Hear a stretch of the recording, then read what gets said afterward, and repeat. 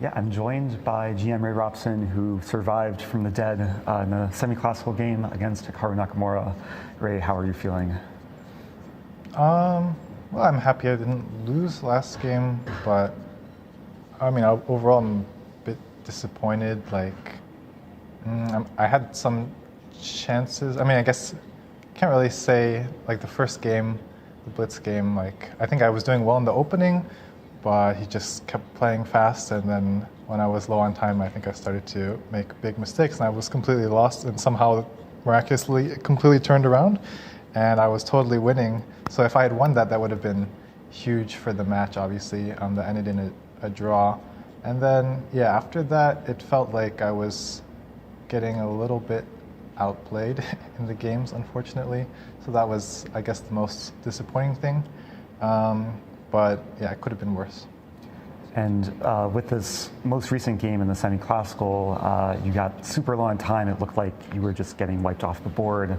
There were multiple moments where you played moves with just a few seconds on the clock. How do you keep your composure in these situations? Like, do you get nervous? I mean, I'm nervous before the games, like even before, if I just know a tournament is coming, I'm already nervous. So I'm probably still nervous, but at least if I'm like low on time, then I'm forced to concentrate. So maybe I don't focus as much on it. But yeah, I think the moment when I got to like basically playing on the increment already was when I decided to play Bishop B4. I spent my last like minute or so deciding whether to play that, or I was considering Rook AC1 in that position also. But yeah, I'd already intended the sacrifice that I did in the game where I played knight takes e4, and I'm down a piece, but at least like I got rid of this pawn on e4 and pawn on f5, which was just completely blocking all of my pieces. So at least I opened things up, and I would get some counterplay, and it would at least be easier for me to, like, I have to just create counterplay and attack, so my moves are kind of easier. So I thought I have some hope there, at least maybe, like if things go right. But it was interesting, he went for this endgame, which was probably also winning for him. But, you know, it's technical, so if you make like one mistake, like he maybe did, then it could immediately end in a draw, like it did.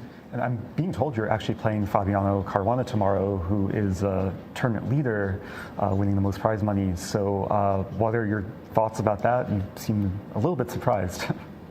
Okay, well, because I know I'm probably in like 4th or 5th, I would assume, so it's kind of weird to be playing the person who's like in 1st place, right? Right.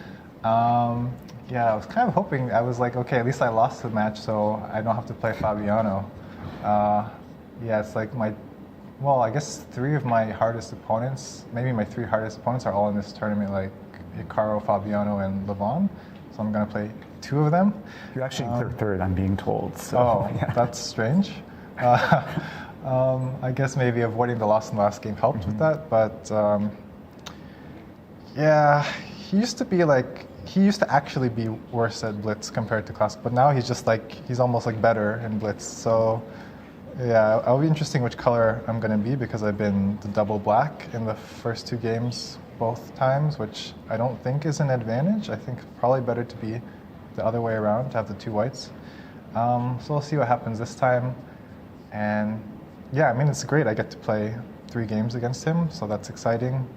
But it will be also very difficult for me to try to win since he's so good, but I'll try my best. All right, well, we'll let you go, and we'll send it back to the studio.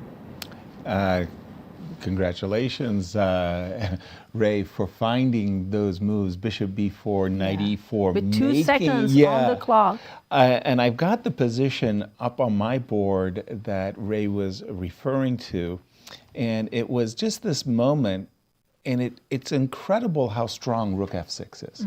Like, Rook F6, essentially, it's threatening to play Rook takes C6.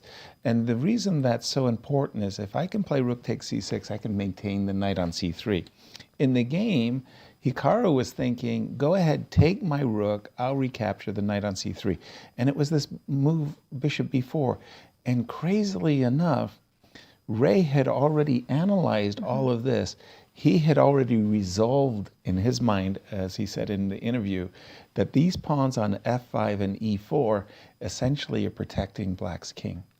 So he had already, I'm sacking, takes, There. and we get to this position, and as Christian pointed out, there is an incredible sequence that goes rook to b6 that would allow, but that's incredible, the sequence that you had pointed out. It looks like you're getting yourself checkmated here. It's crazy. Right. It's crazy. No,